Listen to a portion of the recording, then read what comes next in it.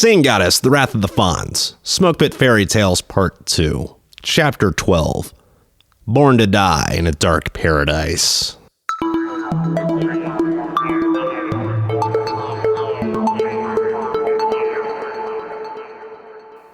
damn it, this is bad. Is anything broken? Maybe a few ribs. How the hell did I get captured? Fucking Air Force.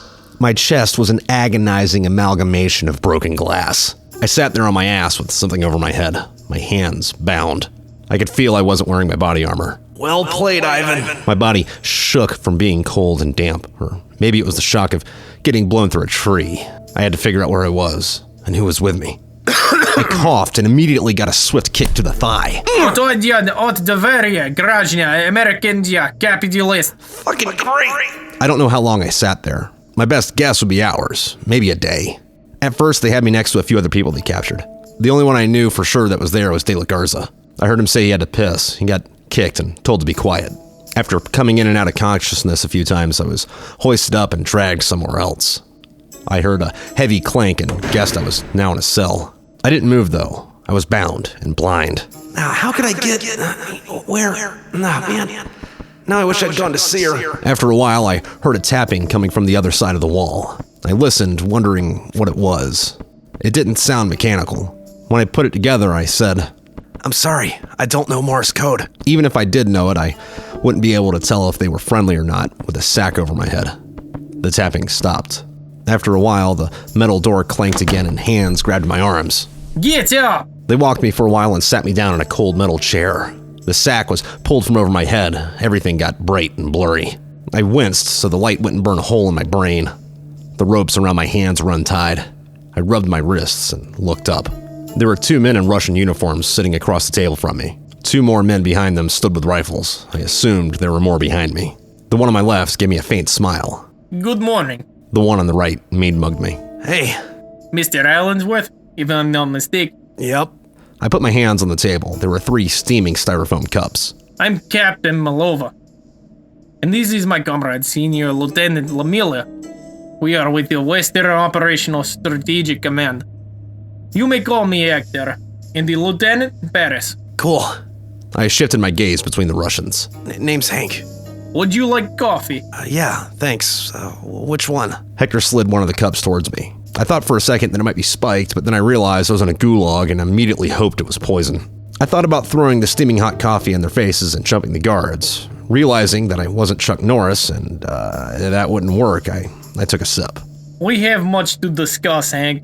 Hector pulled out a notepad and a pen. Yeah? About what? I haven't seen the new James Bond movie, so please don't ruin it for me. I faked a smile. Don't tell them anything important, Hank. Think OPSEC. Hank, what is your business in the Russian Federation? Well, what do you think, man? Bravado. Don't let them know you're scared. Wait, what do I have to be scared about? Maybe I can get them to shoot me and I'll crawl out of the grave a few days later and get away. Actually, on second thought, getting shot fucking hurts. Fuck it. I think you're here to kill us. Parris sneered. Or am I here for you to kill? They gave me a confused look. I mean, shit. I took a sip of the coffee. It was bitter and tasted like instant bullshit, but it was hot and took my mind off of what I was sure was a broken rib. We've been here for 3 months and haven't taken the city yet. You guys are giving us a run for our money. Hector smiled, but didn't show his teeth. Yes, but what are you doing in Russia? You are an infantryman. No. I'm the camera guy. I just take pictures. Parris reached under the table and produced my camera. We know about the pictures, Mr. Allensworth. Oh, cool. You guys get to take a look at them yet? How do you feel about looking at photos together? Yeah, dude, I'm down. Fuck, there's at least 20 pictures of dead Russians on there. Thank God I didn't take photos of the severed heads. Parris turned on the camera and positioned it so the 3 of us could see the display screen on the back. The first few photos were of destroyed buildings. You know, this city's beautiful. It's a damn shame what we're doing to it. I might have to visit after the war and everything's cleaned up. It is a marvelous city. Yeah? You from here? No, I am from Volgograd. Never heard of it. There good beer there? Mostly vodka. I guess that makes sense. Parris scanned through more pictures. The screen showed the Marines firing stolen AKs at the Russians. Where did the Americans get Kalashnikovs? Took them from you guys. After you murdered them. Well, they shot at us first. I've seen some of those dudes with M16s. I lied. Have you shot those things? God, M16s are such pieces of shit. The Russians kept their cool. No, I have not shot M16. Let me tell you about those fucking things. Good, maybe I can feed them information they can find on Google and they'll eat that up. Oh, the round is smaller, and if the thing doesn't stay clean, it jams. The damn weapon has this thing on it called a forward assist, and... Forward assist? Yeah, man, it's on the right side of it. If the bolt gets stuck back, you press the forward assist, and it makes the bolt go forward for you. You guys have some of our guns, right? Check it out. Parris flipped to another photo. This one was of the Marines chilling out in the warehouse we vacated earlier. That's their house. Your house? Well, we're renting it. It stays pretty warm at night, and it doesn't leak when it rains.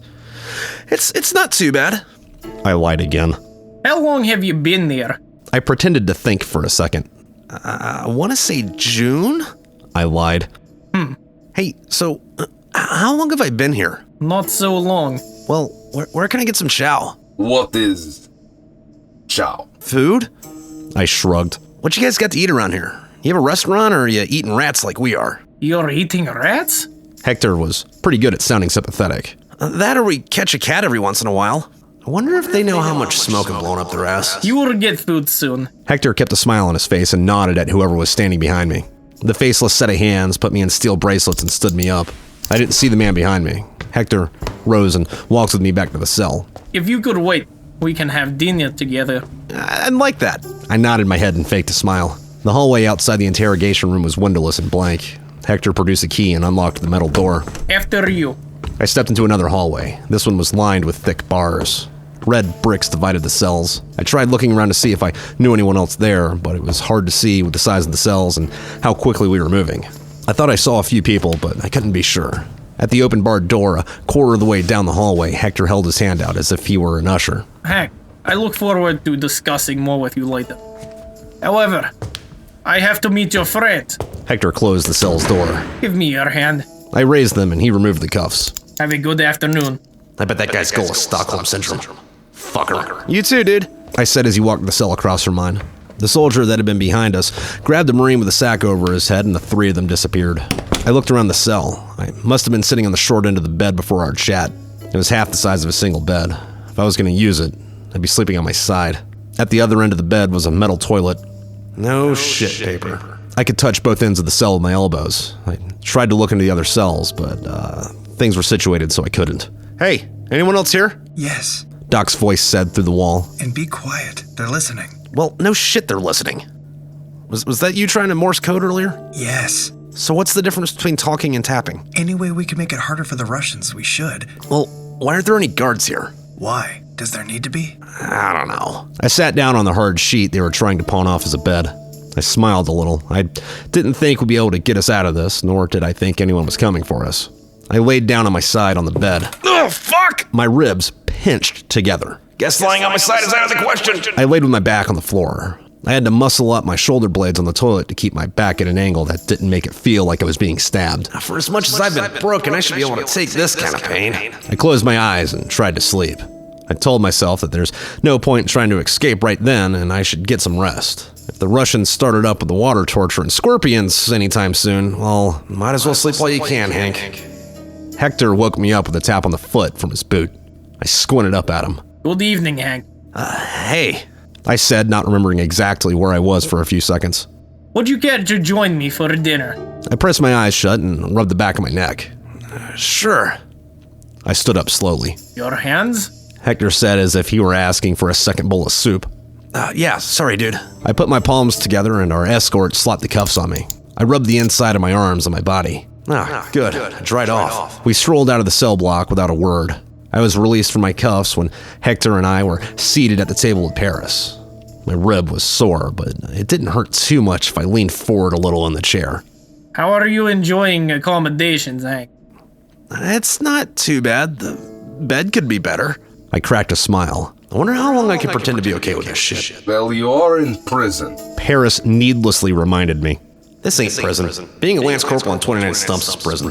Fuck. I might be alright for a while here. Yeah, well, we all fuck up. At least I haven't been traded for a cigarette yet. What is trading for cigarette?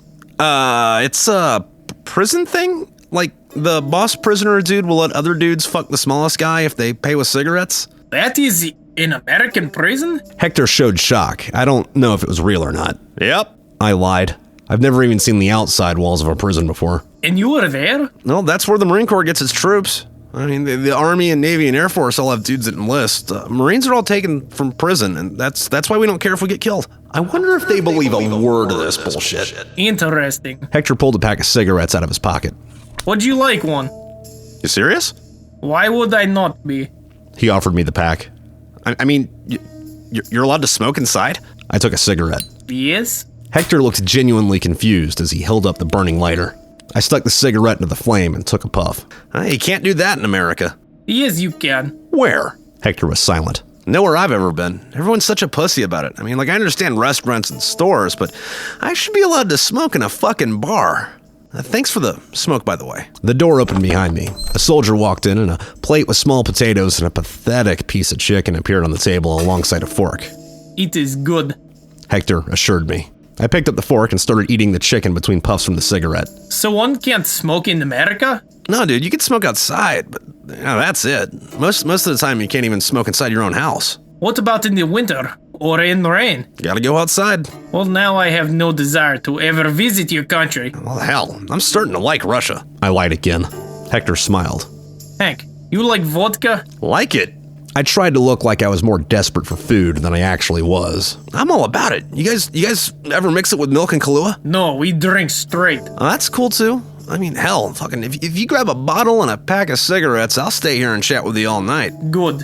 Hector produced a bottle of Russian vodka and a few tumblers. Damn, man, I didn't know you were doing all that. Can I get another one of those cigarettes? I wolfed down the rest of the meal. Hector placed the cigarettes on the table and poured our drinks. I grabbed mine and held it up. And cheers. The interrogators tapped their glasses to mine. These guys are trying to get me drunk and talk about shit I wouldn't say sober. Good thinking, Ivan. You poor bastard.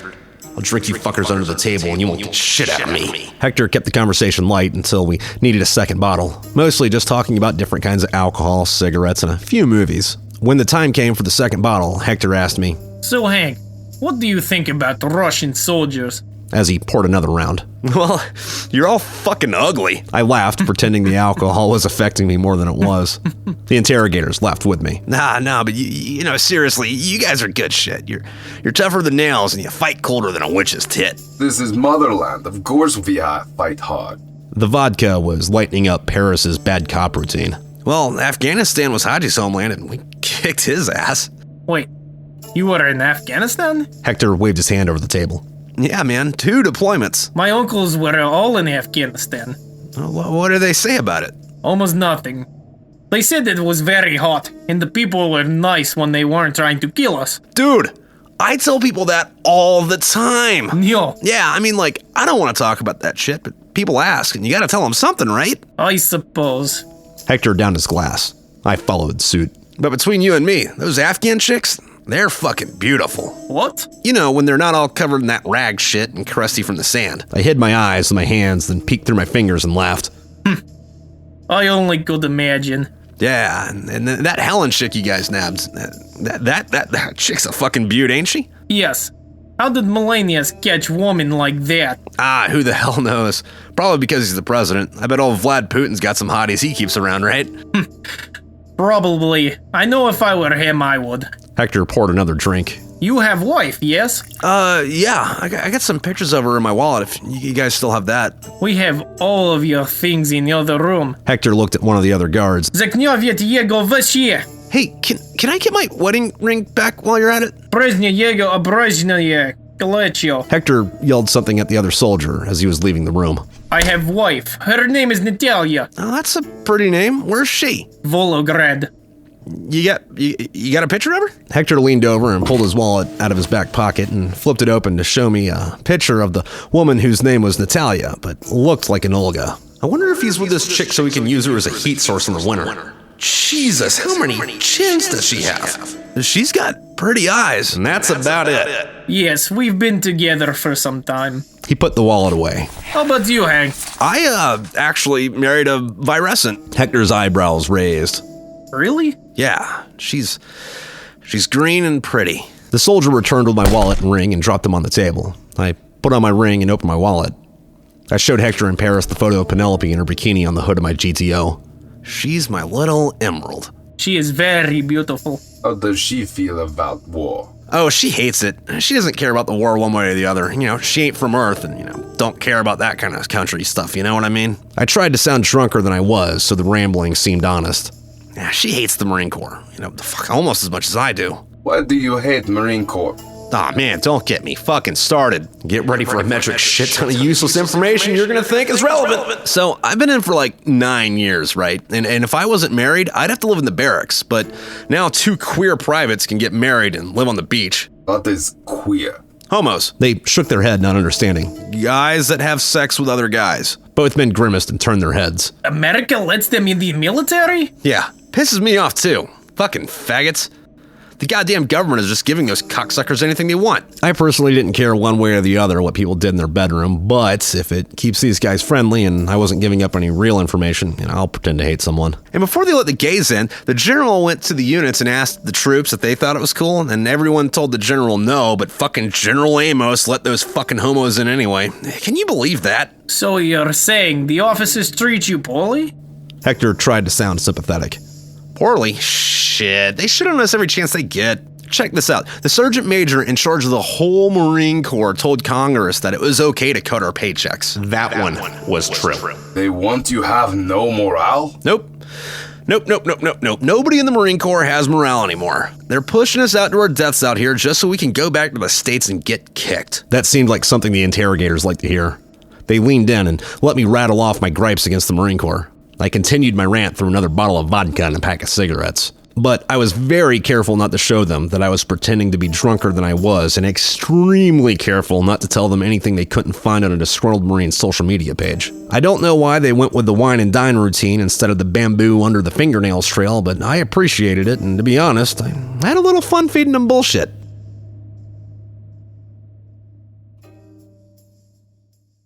Hey peeps, what's up? Thanks for listening to this last chapter of Sing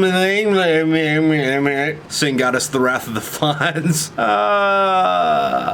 Chapter 12. So pretty limited cast in this one. It was just me, LaVoki, my buddy Pickle, and then my buddy Steve played, the primary Russian interrogator guy. And Steve's one of my college buddies, a Russian linguist. So, it was fun to get him in there because, I didn't expect when I started this, have all the, Russian talk in there. But I think he did a good job at it. Anyway, I don't think I've actually made one of these videos in a month or two. I mean, I know that one was uploaded last week, but it was like pre-scheduled. I'm trying to stay ahead on these things. Actually, I am pretty far ahead on these things. This book is done. Like, all of these chapters are over on Patreon right now for this whole book. Excuse me. And the audio book should be on Audible in the next few days. So, if you don't want to wait for me to read all these to you, I mean, yeah, you can just go buy the book, but then, also it's all up on Patreon, and the audio book, you can just Audible it. But if you do that, just, make sure to leave me a review on Amazon once you're done. Let me know what you think. Or Audible, or wherever you listen to it. Anyway, speaking of physical books, my 10th book just dropped, last Friday now? January 10th. It came out January 10th. Phantom in the Moonlight. People are digging it. I'd also be really interested with that book, the 10th book in the Smoke It Fairy Tale series. If no one's read any of my other books, I would be interested to see what they would think, just jumping in straight at the 10th one. But I mean, obviously you're this far into it, so you'd have some background as to what's going on. But yeah, no, the 11th book is scheduled to come out the first week of February, and then the 12th one's the first week of March, and then in print, Smoke It Fairy Tales will be done at that point. So that's the thing. Anyway, speaking of that, I told you guys a week or two ago I was going to show you how we did the war chest. So, here's how that's done. Because, in the war chest, the first one as of now, there'll be a second one later in March, and then one big crate for all of them together. But as of now, the war chest is, the first 6 books of this series, and it's in a custom painted ammo can, spray paint the sides for that, mark it up a bit, make it pretty, and all these are also individually numbered too, so, it's kind of a little fun serialization thing you get there. And then inside of it are, some stickers and cards and a patch. And then I slide the books in and mail them out. Although, that being said, I don't actually make a whole lot of money off these things. And, they're expensive to put together because, I have to buy all these books myself. For some reason, though, that, my publisher, sends me my books slower than shit. So if you do buy one of these, it's going to be a month before it gets to you. I'm sorry, my camera died, and I'm trying to get this done, today, instead of waiting for batteries to charge and then putting it all together later. So, anyway, thanks for tuning in. Let me know what you think, and I guess I'll see you later. Here are your bloopers. All right, ciao. Any way to make it harder? I didn't move, though. I was blind and bound. So I managed to lose my voice. I had a cold all week, and I was fine. And now I feel fine, but my voice went out, so figured I would capitalize on this and record Doc when he sounds like shit. And I thought, being in prison might make you sound like shit. So here we go. Trip, I cannot express to you how many times it's taking the Arkansas guy to read a Russian accent, but it's starting to piss me off. And I want you to know, I'm doing this in the closet. I'm in the closet for you, Trip. Yes. We'll cut out the other shit or whatever when we need to, or I'll do it later. So fucking, if you gotta redo a line a couple times, whatever. Oh, hold on. I gotta do the line that's before that. Hold on. And be quiet. They're listening. Oh, wait, no, that's not a line. It's just what he did. Okay, we're still on track, dude. Yes. Oh, definitely, yeah. Okay, sweet. Any way we can make it harder for the Russians, we should. All right, that's the best you got. Why? Does there need to be? Hey, can I get my wedding bing bang? I know I'm playing drunk, but ring and bing. That was a problem in another chapter, wasn't it? Oh well.